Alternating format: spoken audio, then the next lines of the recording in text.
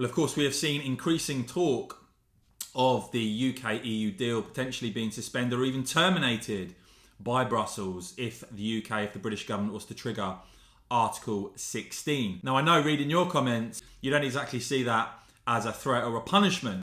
And it seems the EU strategy now is to actually try and stop the British government from triggering Article 16 by suggesting what may happen in retaliation if Boris and Frost do trigger Article 16. Now, first of all, what we know is that the Europe Minister, Clement Beaune, who of course likes to spend a lot of his time having digs at Brexit UK, has said that he's spoken again with Lord Frost and that France remains open to dialogue. He says a quick solution must be found for our fishermen in application of our agreements. Again, if you watch my videos, guys, you'll know the fact is the UK has overwhelmingly granted, I think, 96% of French fishermen applications and 98% of EU fishing applications. Something, by the way, I know overwhelmingly you think has been far too generous, if anything, to the EU.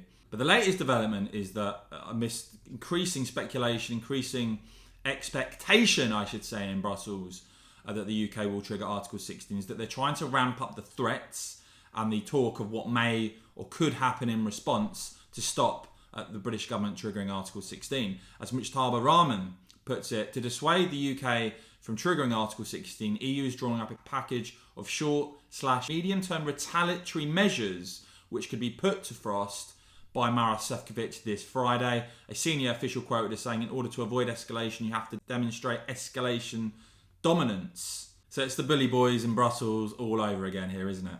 But while the EU's package could include medium-term plans to suspend the TCA, it could also include options for short-term tariff retaliation before arbitration proceedings. Given the belief that the UK will soon trigger Article 16, the EU strategy has shifted from trying to make progress in negotiations to attempting to dissuade Boris and Frost from proceeding with Article 16. While really seeing this ramp up internationally, you've got Ireland's Leo Varadkar talking about this. Remember him?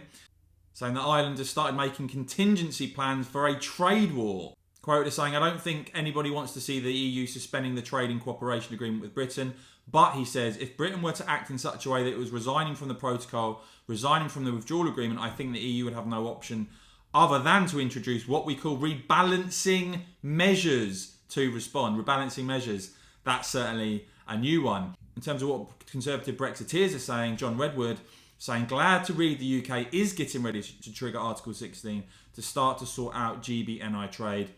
The government, he says, must show the EU has trashed the agreement by diverting trade and by its absurdly disproportionate action on the GB-NI border against our internal trade. So look, again, I know overwhelmingly you do want to see the government move ahead and trigger Article 16. There seems to be a certain degree of expectation that this will now happen in terms of the EU outlook on this, but it does seem that they are going to try and push ahead with potential threats of rebalancing measures to try and stop the British government triggering Article 16. Let me know what you make of that in the comments below, guys. And as ever, I will keep bringing you the very latest on this, so do make sure you have hit subscribe and the bell. And of course, as ever, thank you so much for watching.